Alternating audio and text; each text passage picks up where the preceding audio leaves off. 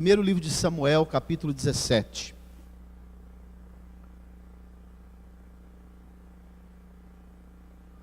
Vamos ler o versículo 23 em diante. Todos acharam? Diz assim a santa, bendita e eterna palavra do Senhor. E estando ele ainda falando com eles, eis que vinha subindo do exército dos filisteus o homem guerreiro cujo nome era Golias, o filisteu de Gate. E falou conforme aquelas palavras, e Davi as ouviu. Porém, todos os homens de Israel, vendo aquele homem, fugiam de diante dele, e temiam grandemente.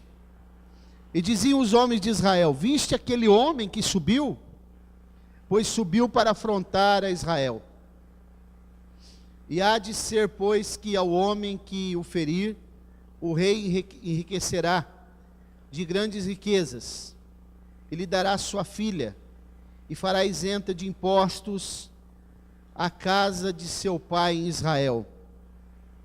Então falou Davi aos homens que estavam com ele, dizendo: que farão aquele homem que ferir a este filisteu e tirar a afronta de sobre Israel? Quem é, pois, este incircunciso filisteu para afrontar os exércitos do Deus vivo? E o povo lhe tornou a falar conforme aquela palavra, dizendo: assim farão ao homem que o ferir. E ouvindo Eliabe, seu irmão mais velho, falar aqueles homens, acendeu-se a ira de Eliabe contra Davi, e disse: por que desceste aqui? E a quem deixaste aquelas poucas ovelhas no deserto? Bem conheço a tua presunção e a maldade do teu coração, que desceste para ver a peleja. Então disse Davi: que fiz eu agora? Porventura não há razão para isso? E desviou-se-lhe dele para outro, e falou conforme aquela palavra. E o povo lhe tornou a responder conforme as primeiras palavras. E ouvidas as palavras que Davi havia falado, as anunciaram a Saul, e mandou em busca dele. Podemos dizer amém? Glória a Deus. Está aí, irmãos, a palavra do Senhor, né? Bem conhecida. Uma palavra bem simples. A respeito, uma das passagens mais conhecidas das Escrituras. O encontro de Davi com Golias. A Bíblia enfatiza muito essa palavra. E se você perguntar para uma criança que frequenta escola dominical, ele vai falar sobre esse evento. Ele vai discorrer sobre esse evento. Eu me lembro duas coisas que eu jamais esqueci quando eu ia na escola dominical, ainda na adolescência. Uma era o gigante nos cartazes que a professora da escola dominical colocava. O menino pequeno, né, ruivo, e o gigante. E a pedrinha, o menino com a funda na mão. E outra coisa que eu me lembro era Jonas e uma baleinha assim que eles colocavam para a gente memorizar. Não tinha data show, não tinha retroprojetor, mas elas colocavam ali as ilustrações, né? E até hoje eu me lembro. E essa passagem, irmãos, ela é muito emblemática, porque ela traz para nós, para a igreja do Senhor, todas as vezes que nós meditamos nessa passagem, ou que nós ouvimos pregar, alguém pregando sobre essa passagem, nós começamos a meditar a grandeza do nosso Deus. Como esse Deus, Ele é grande, altíssimo, todo-poderoso, invencível, e como Ele tem o controle absoluto de todas as coisas. Isso para nós é uma palavra de motivação, não é uma palavra de autoajuda, né? Mas nós podemos pensar que o Senhor nosso Deus, Ele é aquele que traz a ajuda do alto para nós, não é? Eu fiquei pensando, essa palavra aqui já me chamou muita atenção. Uma vez eu preguei sobre isso, e o versículo que me chama mais atenção aqui nesse texto, é o versículo 28, quando Eliabe, que estava com muito medo de Golias, e Eliabe era forte, alto, bem apessoado, ele faz uma pergunta irado para Davi: o que você veio fazer aqui? E o que me chama mais atenção nessa palavra, é que ele vai perguntar assim: por que você desceu aqui? Com quem deixaste aquelas poucas ovelhas no deserto? Isso, quando eu leio isso aqui, irmãos, isso acende uma chama no meu coração. Vocês não sentem nada, não? Quando essa palavra é lida? Vocês não têm um impacto assim? Não sentem nada? Apesar, irmãos, que eu fico pensando que a palavra de Deus, ela só faz efeito se nós estivermos mesmo com o coração aberto, né? Se nós estivermos com a mente em outro lugar, nós podemos pregar a noite toda aqui que não vai surtir efeito nenhum, porque se a mente estiver vagueando para outro lugar, não vai surtir efeito. A palavra, diz o escritor aos Hebreus no capítulo 4, que ela só tem efeito se ela estiver misturada com a fé.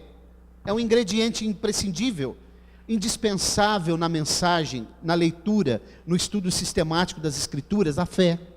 Crer que essa palavra não é como um jornal, como uma revista, ou como uma literatura secular. Essa palavra aqui, irmãos, é a revelação do Deus Todo-Poderoso para o coração do ser humano.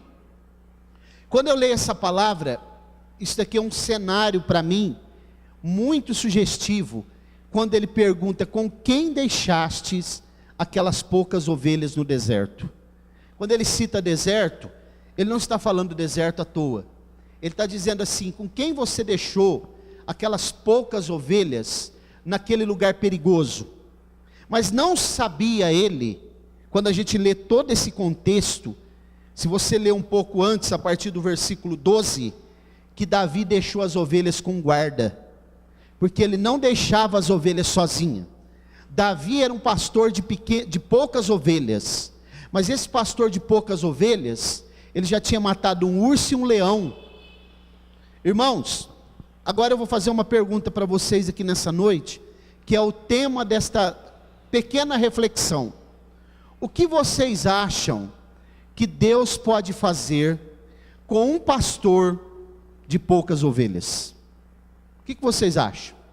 Pensa um pouquinho aí agora, enquanto eu vou falando aqui, você vai refletindo, liga o teu pensamento em Deus, começa a falar com Ele nessa noite, começa a meditar na sua grandeza, começa a meditar como Ele como o seu trono é suntuoso, começa a meditar nesse Deus infalível, nesse Deus invencível, nesse Deus que está assentado no trono, olhando para os fiéis na terra nesse momento.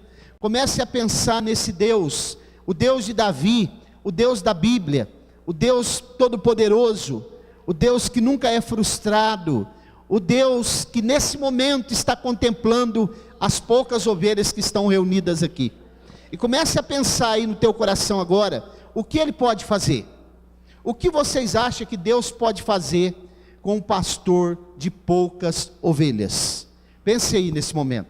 Talvez você refletiu hoje, no seu dia, talvez teve um dia difícil, talvez você pensou: minha família poderia estar aqui comigo, minha mãe, meus irmãos, o meu pai, né? Nós estamos desanimados, estamos pensando até em parar, não temos mais o prazer de vir à igreja. Quem sabe você pensou: por que os meus familiares não estão aonde eu estou? Por que nós não conseguimos ganhar almas? Por quê? Mas eu ainda vou fazer mais uma pergunta. O que você pensa aí no teu coração nessa noite? O que Deus pode fazer com um pastor de poucas ovelhas? Porque Davi pastoreava poucas ovelhas, ele tinha plena consciência de que o rebanho não era dele, o rebanho era do pai dele. Davi não foi deixado por acaso naquele deserto, pastoreando aquelas poucas ovelhas. Ele era ruivo, os ruivos eram desprezados. Davi não era um filho do casamento de Jessé. Davi era um filho bastardo de Jessé, mas com uma outra mulher, uma mulher moabita. Moabita não, uma mulher edomita. Ele era neto de uma moabita, mas era filho de uma mulher edomita, dos moradores de Edom, descendentes de Esaú.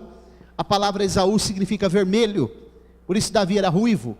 E desde de Adão, porque a palavra Adã do hebraico significa aquele que é vermelho como a terra, por isso os ruivos, pelo fato de Adão, o pecado ser proveniente de Adão, os ruivos eram desprezados, não tinha tanto valor, tanta ênfase.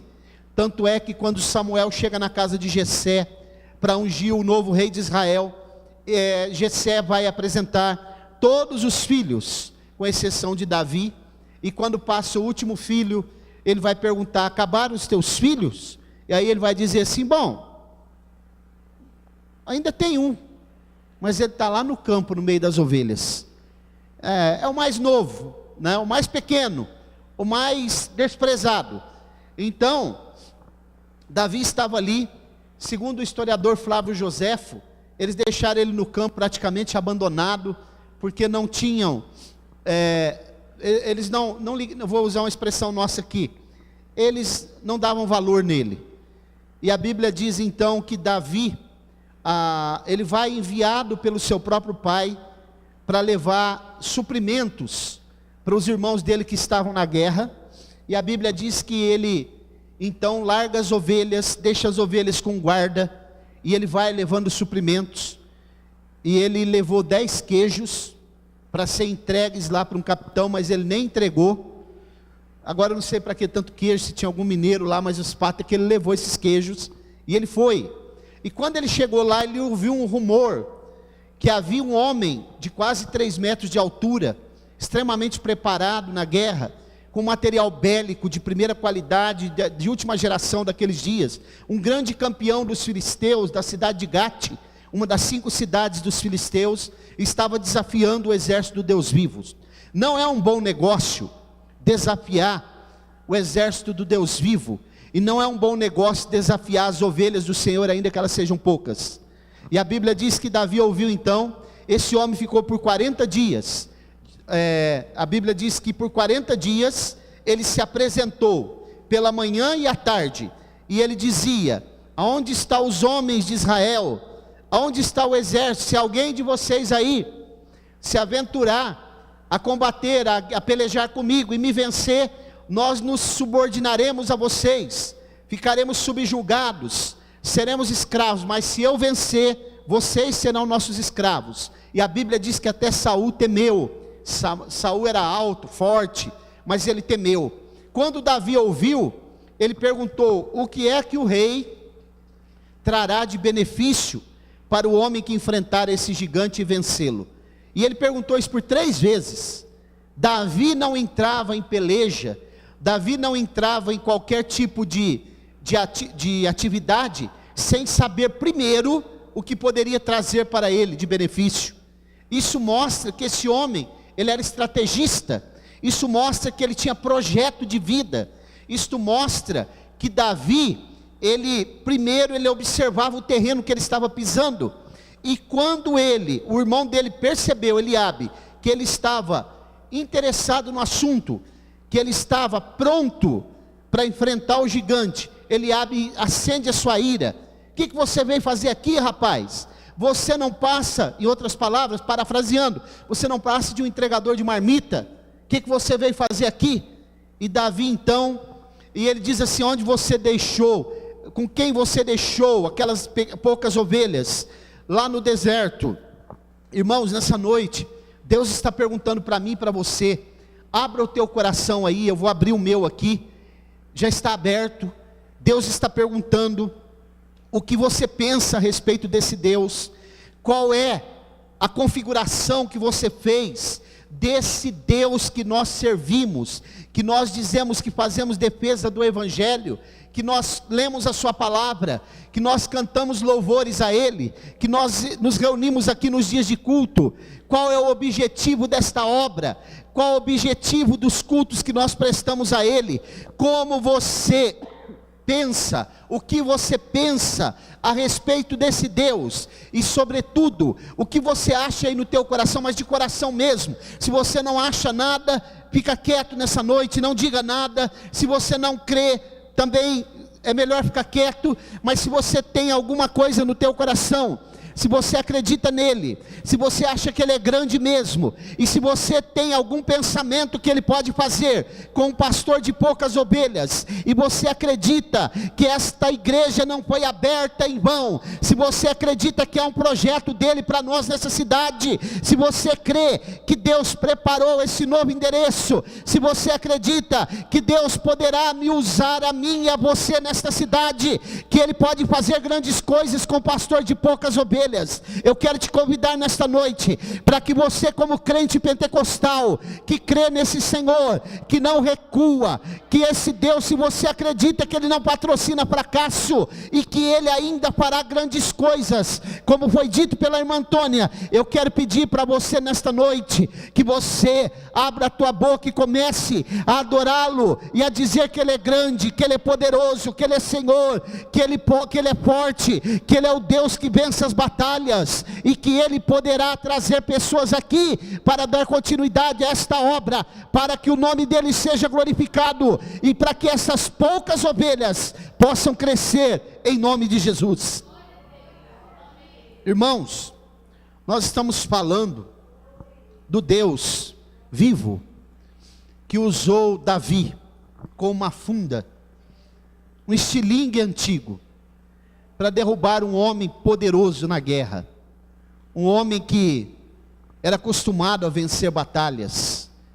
Ele, além de todo o aparato de guerra que ele tinha, a Bíblia diz que diante dele ia um escudeiro, alguém com um escudo na frente. Davi estava com uma pedra, que ele passou no ribeiro, ele pegou 5 seixos. Seixos são pedrinhas que ficam no fundo do ribeirão.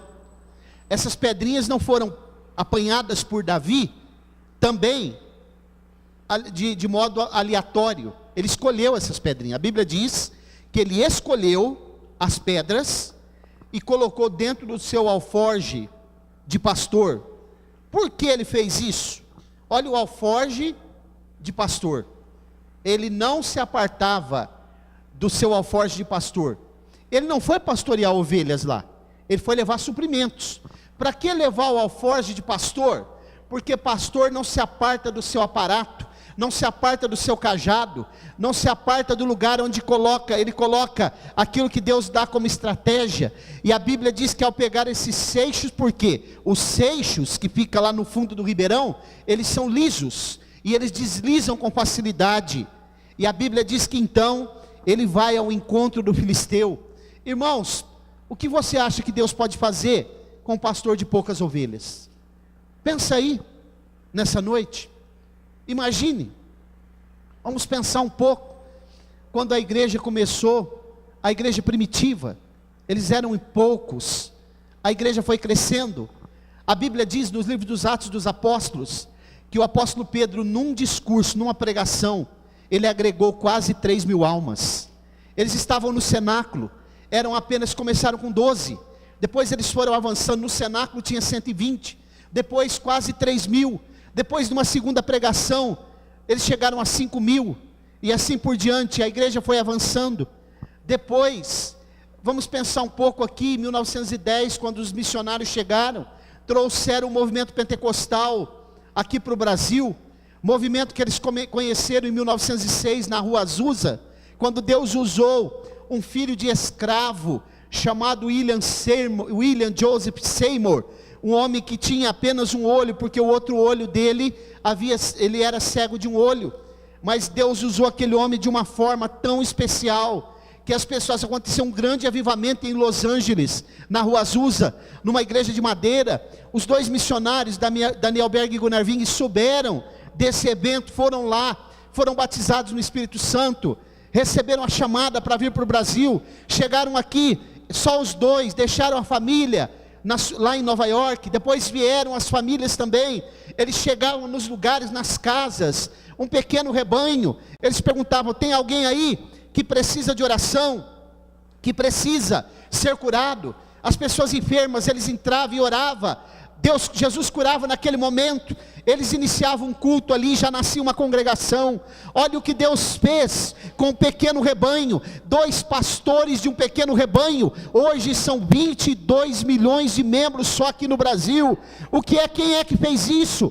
Deus, o Deus de Davi, o Deus que usou Davi para vencer Golias, Ele ainda nos usa para derrubar os gigantes da incredulidade aqui em Colina, os gigantes do ceticismo, os gigantes, quem sabe, do desânimo, da falta de motivação, os gigantes das barreiras, os gigantes da mornidão espiritual. Ele quer nos usar. Você e eu somos como Davi, ele tem colocado as 5 pedrinhas nas nossas mãos também. Sabe quem são? O que é essas 5 pedrinhas? É as 5 letras do nome, sobre todo nome, chamado Jesus Cristo, o nome poderoso. E ele disse: em meu nome expulsarão os demônios, falarão novas línguas, colocarão as mãos sobre os enfermos e eles serão curados. Você e eu temos o Evangelho nas nossas mãos, e o Evangelho é poder de Deus. Fale esse Evangelho, acredite nesse Evangelho e diga para as pessoas: olha, eu quero te apresentar um Deus que faz grandes coisas e usa um pastor de um pequeno rebanho de poucas ovelhas. É isso, irmãos. Você crê nisso? Glória a Deus. O que ele pode fazer com um rebanho de poucas ovelhas? Ah, pastor, mas é muito desmotivante. A gente vem aqui, poucas pessoas, mas já foi falado nessa noite, nós não podemos desanimar. Nós não queríamos um novo lugar, Deus preparou. Nós ficamos 3 anos ali naquele outro salão. Deus preparou um novo local aqui. Agora, irmãos, eu tenho falado que seja aqui um divisor de águas para esse ministério. Que as pessoas comecem a passar aqui e ouvir esta palavra, ouvir sobre esse Deus de Davi, um Deus que pode fazer muitas coisas. Ele pode batizar no Espírito Santo, Ele pode salvar, Ele pode libertar, Ele pode transformar vidas, Ele pode tirar aquelas pessoas que nós vimos ali, que estão à margem da sociedade, pessoas esquecidas pela sociedade, esquecidas pelos governantes, pessoas que não têm dinheiro, às vezes para comprar o básico. Ele pode transformar essas pessoas, porque a Bíblia diz, o salmista diz, no Salmo 103, que Ele pode pegar, Ele pega pessoas que estão assentadas no monturo de lixo, e coloca assentadas no meio dos príncipes. Esse Deus é o Deus da Bíblia, é o Deus da igreja do arrebatamento, é o Deus de Davi, o Deus que usou Davi para derrubar Golias. Nós não podemos desanimar, irmãos, não podemos deixar de crer. Nós estamos aqui porque Ele fez um grande milagre, glória a Deus. Agora, sabe qual que é o problema maior? É porque às vezes nós não estamos dispostos a servi-lo de todo o nosso coração. Nós queremos servir a Ele, mas eu quero, mas não quero, eu quero pela metade. Quero fazer alguma coisa, eu quero ir lá na igreja, quero cantar, quero fazer, mas não quero me engajar, me envolver.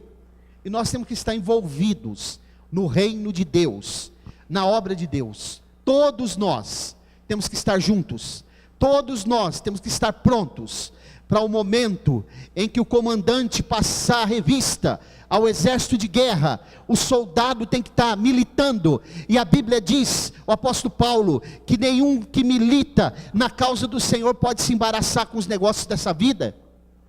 Nós somos do exército do céu, temos que estar preparados. A qualquer momento a trombeta vai soar, os mortos serão ressuscitados, eles ouvirão a voz do Senhor chamando nos sepulcros. João capítulo 5, versículo 28 e 29. E a Bíblia diz que eles sairão, uns para a vida eterna e outros para a vergonha e desprezo eterno. Então, irmãos, aqueles que estão mortos, estão prontos, eles precisam ouvir a trombeta, estão dormindo o corpo deles. Eles precisam ouvir essa voz para despertar. Agora, A igreja, elas têm que estar vigilante, porque nós temos que vencer muitas batalhas ainda há gigantes para cair, para serem derrubados. Todos os dias gigantes se apresentam diante de nós, mas nós vencemos com o nome de Jesus. Nós podemos avançar, nós temos que crer. O Senhor tem grandes coisas para fazer, e eu creio, porque senão nós não estaríamos mais aqui. O momento, irmãos, que o Senhor não tiver mais nada para realizar através de mim e de você, Ele nos recolhe. Estamos aqui ainda, porque Ele ainda tem alguma coisa. Quando você acordar pela manhã, pode saber de uma coisa: ore, agradeça, e saiba que Ele ainda vai te usar, porque senão você não acordaria, e nem eu. Quando você acordar depois da manhã, saiba de uma coisa: Deus ainda vai me usar. Tem alguém para Deus me usar para eu falar. Ainda tem alguma situação que Deus vai colocar no meu caminho. Deus ainda apresentará alguma coisa para eu fazer. Deus ainda vai me utilizar. Você prestou atenção no que foi lido na leitura oficial aqui no capítulo 54 do livro do profeta Isaías? Quem é que prepara o ferreiro? Não foi lido aqui hoje? Ele prepara o ferreiro, para que o ferreiro possa fazer o ferro. Então, irmãos, é o Senhor que prepara aquele que vai utilizar a ferramenta, e nós somos também uma ferramenta nas mãos dele. Glória a Deus. O Senhor é que nos usa. Nós somos o canal, nós somos o atalaia, aquele que é um sentinela, pronto. Se o atalaia dormir, o atalaia, lê o capítulo 18 de Ezequiel, ele ficava numa torre alta, observando, e quando vinha qualquer perigo iminente, qualquer coisa, ele precisava avisar. Lá vem alguém, ele dizia, avisar do perigo. Nós somos atalaias, para avisar as pessoas, que elas estão no caminho errado, né? Que elas estão fora, perigo iminente de perder a salvação da sua alma. Hoje a irmã Áurea falou para uma pessoa ali no bazar, ela começou a falar, e a irmã Áurea falou: salvação individual, você precisa cuidar da salvação da sua alma, deixa a família depois, primeiro cuida da sua. Isso é o atalaia, tem que fazer isso, porque, irmãos, Deus ainda está contando conosco.